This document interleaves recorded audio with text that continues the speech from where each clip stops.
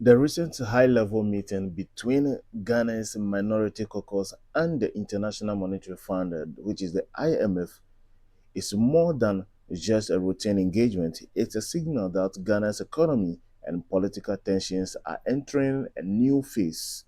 Let's break down let's break down what really happens, why it matters, and what it could mean for the future of Ghana.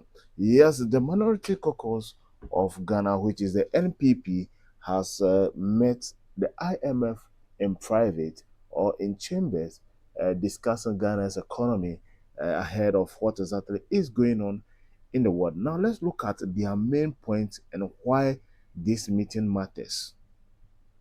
Ghana is currently under an IMF support program aimed at stabilizing its struggling economy. After years of rising debt, inflation, and currency depreciation, the government turned to the IMF for a bailout. But here is a key issue. The IMF typically engages with governments, not opposition groups. So, when the Minority Caucus, the opposition in parliament, seek direct talk with the IMF, it sends a powerful message. There are serious concerns about transparency, accountability, and governance in how the program is being implemented.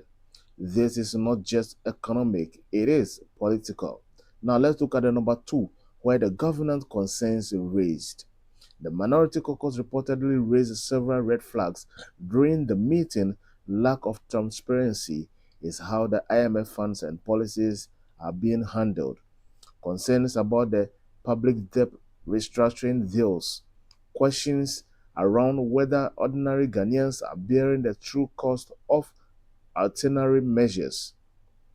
In simple terms, the opposition is asking is the IMF program helping Ghana, or it's just stabilizing numbers while people suffer?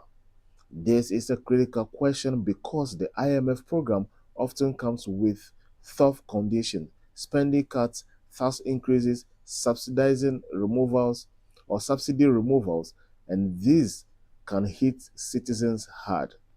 Let's look at the number three as the Ghana's economy really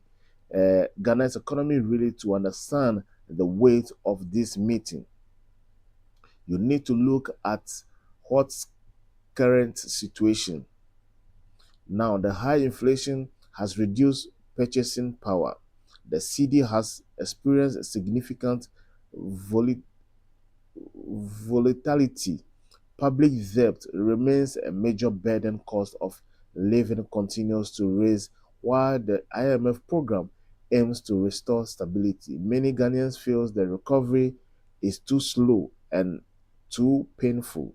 So the minority moves reflect growing public frustration. Let's look at the political strategy side and the national interest of what the caucus are talking about. Now, here is where it gets interesting. Critics might argue that the minority caucus is politicizing the IMF processes to undermine the government, but supporters see it differently. They view this as a necessary checks on power, ensuring that the government does not operate unchecked in such a critical economic program. In democracies, institutions like parliament are supposed to provide oversight. So this meeting could be seen as either responsible governance or political maneuvering, depending on whether you stand. Yes, depending on whether you stand. Let's look at the number five, which is the what the IMF stands to lose or gain from this meeting. For the IMF, this situation is indicate or is delicate. This situation is delicate. The International Monetary Fund must maintain neutrality while ensuring its program success. If too many stakeholders loses confidence, the program could face resistance. Implementation could slow down. Investor confidence could weaken, but engaging the minority could also increase transparency. Strengthening accountability build a broader political support.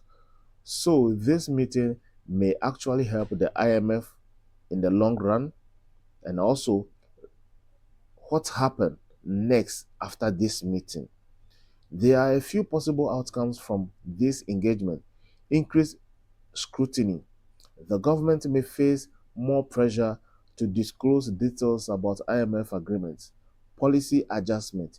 If concerns gain traction, some measure could be softened or restructured.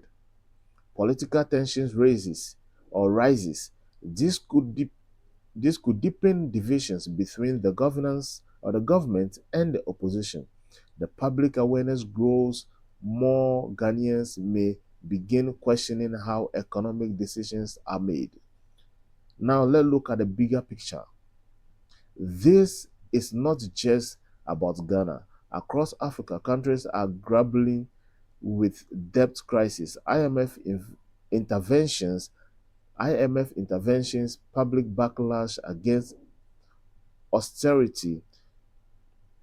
Ghana is becoming a case study of how these dynamics play out in a real time. Will the IMF program deliver real recovery, or will it deepen inequality and political tension? The final thought of this is the Minority Caucus meeting with the International Monetary Fund, which is the IMF, is a reminder that economic recovery is never just about numbers. It's about trust, transparency, and who ultimately pays the price. As Ghana navigates the difficulties part and thing is clear, the conversation is no longer just happening behind closed doors, it's now in the public arena. Now, here is the case, and this is where we end it on the Streetwise Politics, the deep dive.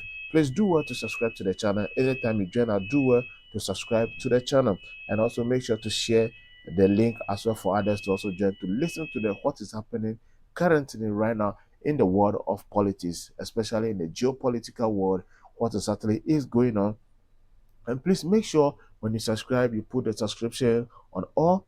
Anytime we publish, it automatically alert you that yes, we've published a new story, so that you can also come and also listen as well. So here we end it on the Streetwise, as a Streetwise deep dive on the Streetwise politics. Please do well and make sure you follow us on our various platforms as well.